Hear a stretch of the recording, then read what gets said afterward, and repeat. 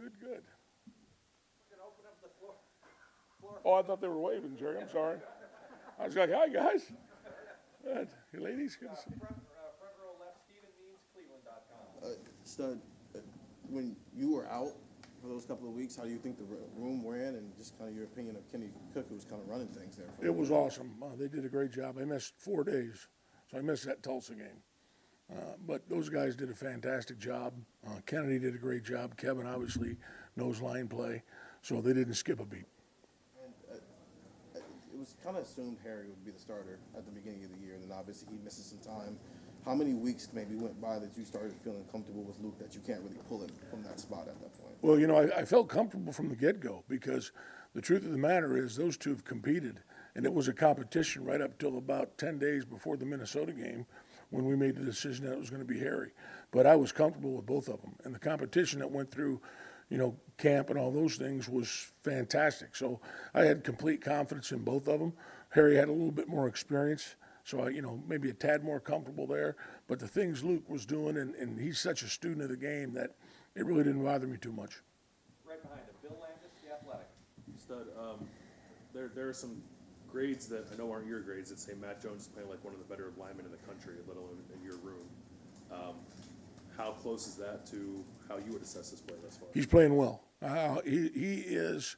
He's made such great leaps and bounds, and it's coming to maturity level. He's finally now understanding what it takes, the extra time it takes to put in. The fact that, you know, it's not just about knowing your assignment, it's about knowing how to do it. And so he has spent so much more time now and invested so much more time. That's why I'm rotating those guys now. He deserves to play.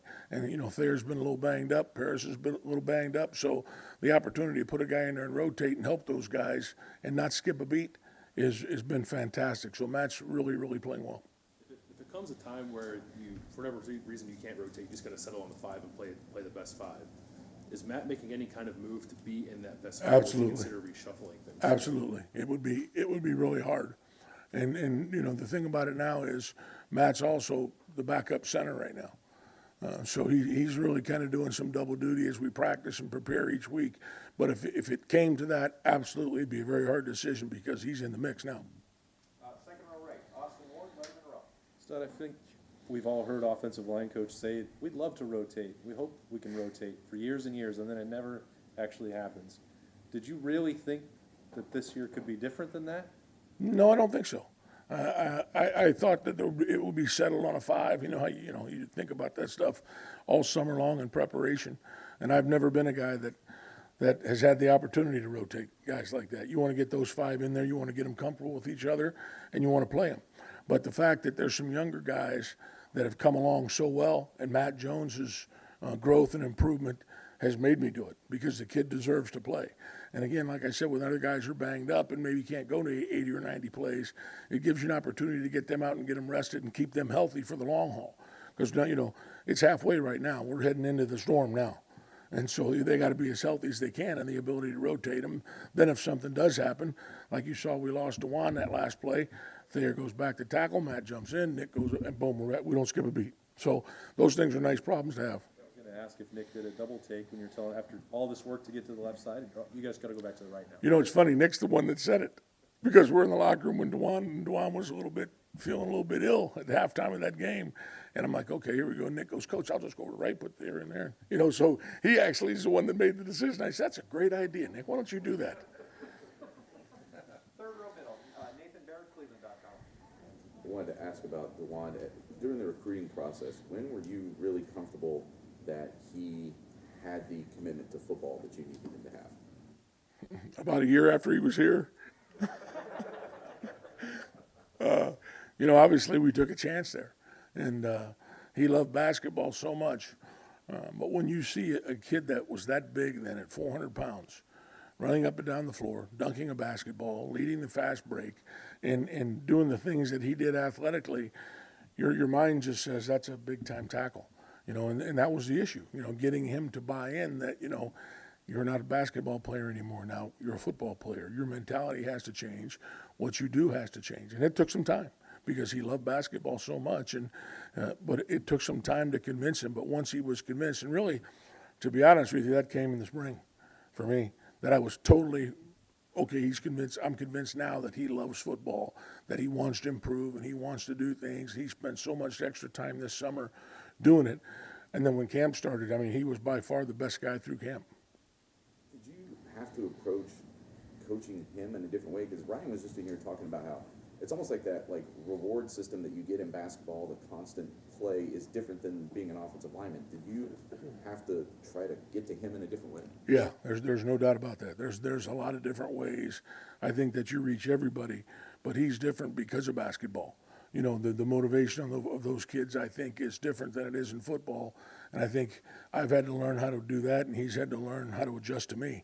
So it was a kind of a two-way street there. But once we figured it out, he took off, and now I mean he's playing really good football. Right in front of them. Dave Biddle, 24/7 Sports. Hey, Greg, obviously continuity is so important on the offensive line.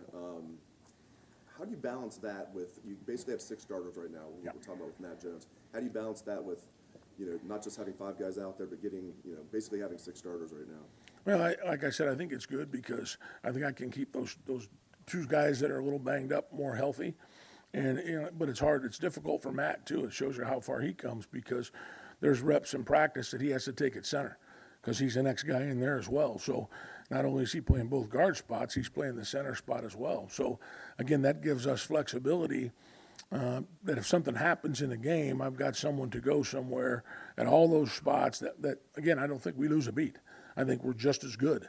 And so the fact that those guys are versatile and can do so many things helps me out a big time. We spoke with Luke Whippler a few weeks ago, and he was talking about his hobbies. He says his hobbies are basically watching film and working out. And I don't think he was saying it to sound good to the media. It sounds like he was being serious. Is that pretty rare to have a guy like that? At that age, yes, absolutely. Billy Price was like that as a junior and a senior, but Luke's been like that as a freshman. I mean, we got done with that game down in Miami, and we go home the next day, and I'm sitting at home, and he sends me videos of him out in the indoor snapping the ball and executing certain blocks. I got a 30-minute video. I'm like, spring ball's not coming up yet, Luke, you're okay. But that's the kind of kid he is. He's in the indoor the next day. They flew back, and he's snapping the balls. Is this good? Is that good? That's the kind of dedication. That's why when the injuries, when Harry was sidelined, it was, go, Luke, it was no issue. Fourth row middle. Pat Murphy, 24/7 Sports. Hey, Greg. When you were out, Ryan mentioned that you were able to still watch some film, still do some things. What were you able to do, and how helpful was that? I know you mentioned other guys were able to step in and kind of do things for you, but the technology allowing you to do stuff, how helpful was that? Unbelievable. That we were prepared for it because of COVID. We had all the Zoom stuff already set up, so it was kind of neat. I was Zooming from the recovery room in surgery. I had them on there Zooming, so it was really good. It's like anything else. When you have your offensive line coach, they get a certain comfort from seeing it and hearing it from me. I mean, they get it from the other guys, no big deal. But to be able to get on Zoom and I can look them in the eye and watch the practice film, hey, don't do this, do that, make those corrections. I think it gave them a certain comfort zone that things were still good. There's coach's face, there's coach yelling at me, whatever it was, they could still see it. And so the change wasn't really big for them until I got back. How difficult was it watching a game from at the field? You have no idea. No idea. I was bleeding out of my back. I'm throwing the phone. I was calling cell phones. I know they didn't even have them. I'm trying to get a hold of somebody on the side. I mean, it was torture. I mean, to tell you, I was taking some more pills so I could calm down.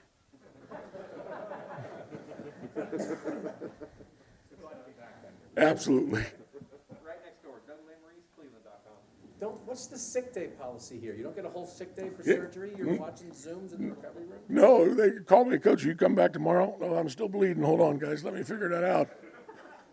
No, I tell them. They're like, you tell us. I'm like, you're right. I'll be back in a minute.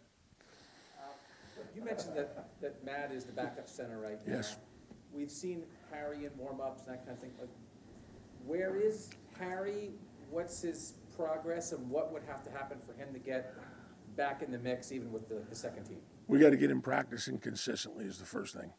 To get him back totally healthy and get him have a consistent week of practice and where he goes full go and doesn't have any reoccurrences. That's what's happened. And so when he can get consistent and get a whole good week of practice in there, then I'm going to start to weed him back into that situation. And then I have, then there's another 2 guards and there's another center. And again, now we're deeper. So as soon as we can get him practicing for a whole week and keep him healthy, then he's gonna get right back in the rotation. Is he frustrated? He is, obviously, you know, and whenever you're not out there and you're not around with the guys and you can't compete at a level that you want to compete at, it's very frustrating for him. Front row, middle, Bill Rabinowitz, Columbus Dispatch. Thanks, Doug. I know you guys don't like talking in detail about player injuries. I'm hoping you can share a little more about what you went through. What was your back issue? How long has it been bothering you? It happened, I think, at the Minnesota game. And I got kind of banged on the sideline and didn't think anything of it and flew home. And the next morning I wake up and there's a shooting pain down and my left leg won't work. So it wasn't anything like, hey, just put this off. I couldn't walk. So I got, doc looked at me and we did some medicine, some treatments. And after about a week, it still wouldn't go away. So there was no choice except, to coach that Tulsa week and then have surgery that Thursday. And I missed that game and then came back on Monday. But there was no choice. It had to get done or I wouldn't be able to walk. Disc. It was a disc L4 and L5 that, in the nerve that controls your left leg. How do you feel now? Better. Getting better. Not 100% yet. It's a tough deal. Don't ever have it. If anybody wants to have it, don't ever do it. But if it had to be done, Dr. Khan was fantastic. And each day gets a little bit better. Got time for just a couple more. Over here to the far right, Tony Gerben, Buckeye Scoop. Greg, how much did last year's constant switching of the offensive line due to COVID help this year? Can't imagine. I couldn't put it into words how much those kids already having the pressure, having to step up, having to play on the road at Michigan State and do those things, how much that helped, Dewan and Matt and all those Fryer, all those young kids that had to go in and play in that game. That kind of knocked the ice off, knocked the tip off, and now it was nothing to them anymore. So it was big time. And then we hear all kinds of horror stories about helicopter parents for coaches. What's it like coaching the offensive coordinator's son? I told Brian in the meeting, I said, hey, listen, this kid's a great player, but his dad's a you-know-what now. Second row right, Tim May, Letterman Row. Yeah, I was asking Ryan, when you're going against a defense like this, I imagine last year the second half was sort of a horror film a little bit for you guys occasionally. But what is the key for the offensive line? Is it just keep your head on a swivel, don't commit to necessarily what you think, but what you see? I mean, just explain what you're kind of coaching them up on this week more than anything else. Yeah, it is. When you face a team that shows so many different looks and so many different blitzes, that's exactly what you have to do. But it's also something that we focused on because there was more than one game last year at halftime that we had a comfortable lead and came out Rutgers. Came out, and then same thing in Indiana. Came out 42-7 or whatever it was, and they fought back and played hard. So we talked about that more than anything else. At halftime, the score is 0-0. Let's go out with the same kind of attitude, the same kind of preparation that you started the game with. And again, I think 2 times now we've done that. We've come out and finished games. So I think mentally, it's more important because when you get a lead, sometimes those guys tend to get complacent. And you know how it is. You got 4 guys or 5 guys. If 4 do their job, something's wrong.